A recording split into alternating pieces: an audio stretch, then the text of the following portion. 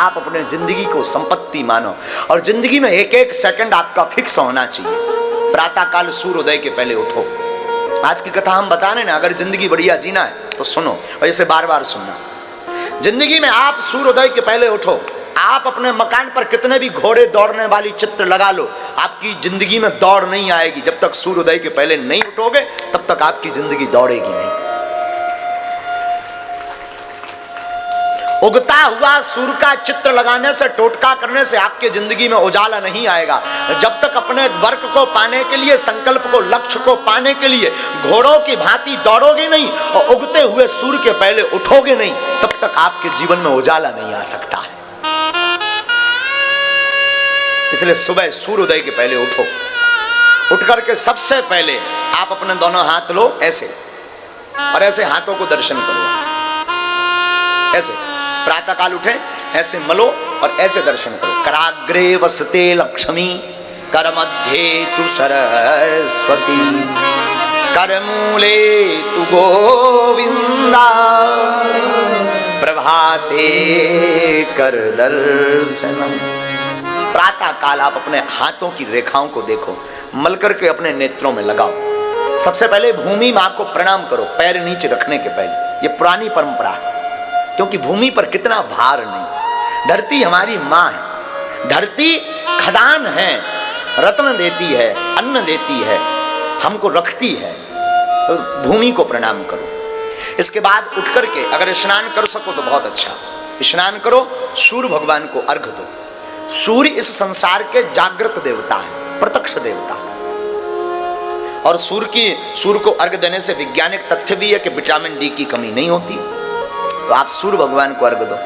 इसके बाद अपने इष्ट को, माता पिता को प्रणाम करने के बाद, गुरु को प्रणाम करने के बाद अपने इष्ट के लिए हनुमान चालीसा, दुर्गा चालीसा, काली चालीसा, भैरव चालीसा, जो भी आप पढ़ते हो पढ़ो। गुरु माला मंत्र ले रखा तो माला लो और मंत्र जाप करो। आपके बज गए 8 बजे कुछ भगवान को प्रसाद लगाओ और फिर खुद कुछ पाओ, योग व्यायाम आदि करके कुछ पाओ, टहलो। इसके बाद लगभग 10-11 बज गए, आप अपने काम के लक्ष्य पर ध्यान। आपका प्रश्न होगा महाराज फिर भजन और तो नहीं करना होगा? करना होगा। अब कैसे भजन करना? अगर आप बिजनेसमैन हैं, अगर आप नौकरी करते हैं तो ऐसे भजन करो, अगर आप खेती करते हैं तो ऐसे भजन करो। 10 बजे निकल गए अपने बिजनेस के लिए, अपनी दुकान के लिए, आप अपने नौकरी के लिए, तो जाते जाते गाड़ी चला रहे ना तो फिल्मी गाना मत बजाओ, न गाओ। हम अक्सर देखते हैं फलाना बदनाम हुआ ठिकाने के लिए नक कटा, ये मत लगाओ। उसकी जगह गाड़ी उठाओ, भजन लगाओ।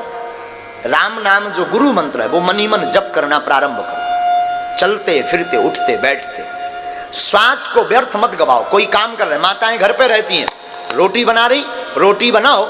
एक रोटी बनाई, सीताराम, तवे पर रखो सीताराम, चूल्हे में लगाओ सीताराम, बर्तन में रखो सीताराम। 4 बार सीताराम का जाप भी हो गया और एक रोटी तैयार भी हो गई। फिर वो रोटी खाना नहीं, फिर वो रोटी प्रसाद बन जाएगी और प्रसाद जो भी पाएगा प्रभु को पा जाएगा। हाँ। माताएं घर पे झाड़ू लगाती ना, सीताराम गाते जाओ। कोई भगवान का गीत, भगवान के गुणानुवाद, स्तुति, वेद स्तुति, मंत्र, कोई बहुत बड़ी महिमा, कोई सुंदर सा भगवत भक्ति गीत गाओ, झाड़ू लगाओ। क्या फायदा होगा? झाड़ू में बहुत छोटे छोटे चींटी चींटा, बहुत छोटे छोटे जीव मर जाते हैं। उनका पाप आपको जो भोगना पड़ता है, उस पाप से आप बच जाएंगे। भगवान का भजन हो जाएगा, घर भी साफ होगा और मन भी साफ होगा। घर भी साफ होगा, मन भी साफ होगा। रात्रि हो गई आपकी, रात्रि काल संध्या में आप आओ, संध्या में हाथ मुंह धो। संध्या के समय न भोजन करना चाहिए, न देहरी पर बैठना चाहिए। ध्यान दे दें, घर में अगर आप चिर स्थायी काल तक लक्ष्मी को रखना चाहते हैं, घर में अगर अलक्ष्मी का वास नहीं करवाना चाहते हैं, तो ये बात गांठ बांध लें। अगर आपके घर में लड़ाई होती है तो ये कारण हो सकता है। अगर आपके घर में पैसा नहीं रुकता तो ये कारण हो सकता। क्या आप अपने घर में संध्या काल को या तो झाड़ू लगाते होगे, या संध्या काल में भोजन करते होगे, या संध्या काल में भोग मैथुन्य कर्म करते होगे, अथवा संध्या काल में आप देहरी पर बैठ कर के रो रहे होगे। चार काम वर्जित हैं। दरवाजे की देहरी पर संध्या काल में मत बैठो, संध्या काल में भोजन मत करो, संध्या काल में आप मैथुन्य कर्म भोग मत भोगो, अवासना युक्त मत रहो, संध्या काल में आप रो मत, कलेश मत करो। क्यों? संध्या काल में भूत भावन महादेव अपने गणों के साथ पृथ्वी पर विचरण करते हैं, और जिस घर में ये चार चीजें होती दिखाई पड़ती हैं, भोले बाबा उस घर से अपनी कृपा को दूर कर देते हैं। लक्ष्मी जी घर छोड़ करके भाग जाती हैं और कुलच्छनी का वास घर में हमेशा के लिए हो जाता है। तो आप अपने घर में ये चार चीजों का गान, संध्या काल में हाथ मुंह धो, पूजा मंदिर में जाकर के बैठो, प्रभु को धन्यवाद दो, प्रभु को साधुवाद दो। प्रभु आपकी कृपा से हम दिन भर के हारे थके गए थे, अब आ गए। और थके हुए होते ना शाम को, लगभग ज्यादातर लोग थके हुए होते। हाँ जी, ना जी, बोलो ना, थके हुए होते ना। एक बात सुनो, आराम किस किस को चाहिए जीवन में? हाथ उठाओ, कौन कौन आराम चाहता है? बोलो ना, हाँ, जोर से बोलो। बड़े कंजूस हो, जोर से बोलो ना, पैसा थोड़ी लगता। अच्छा, आप आराम चाहते ना?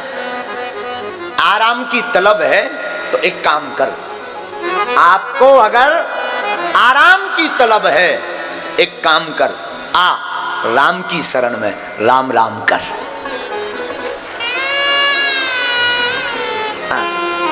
आराम की तलब है तो एक काम कर, क्या कर?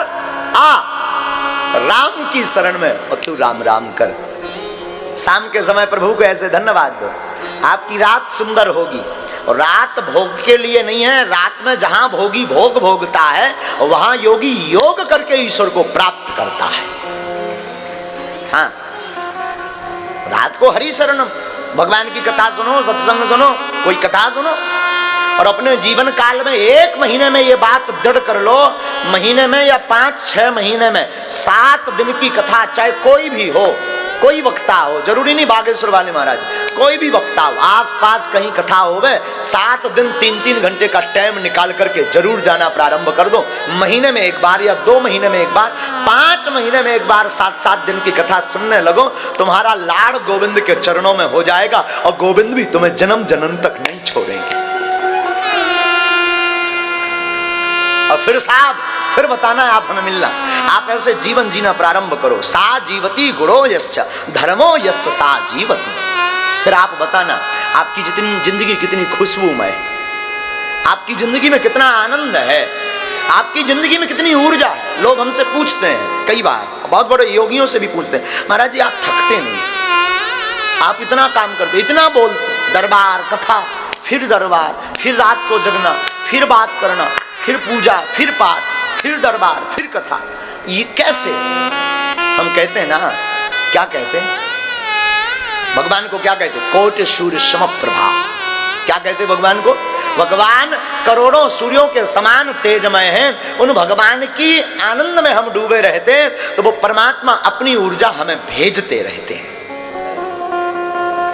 आपका जीवन एकदम प्रसन्नमय होगा, आपको क्रोध नहीं आएगा, आपके जीवन में क्लेश नहीं होगा, आपके जीवन में सामंजस्य होगा, आपका जीवन नॉर्मल होगा। आपका जीवन में आप जो ऊंचाइयां प्राप्त करना चाहेंगे ना, वो ऊंचाइयां प्राप्त कर जाएंगे। Life is money. आप अपने जीवन में अपनी जिंदगी को संपत्ति मानो और जिंदगी का एक एक पल व्यर्थ मत गवाओ।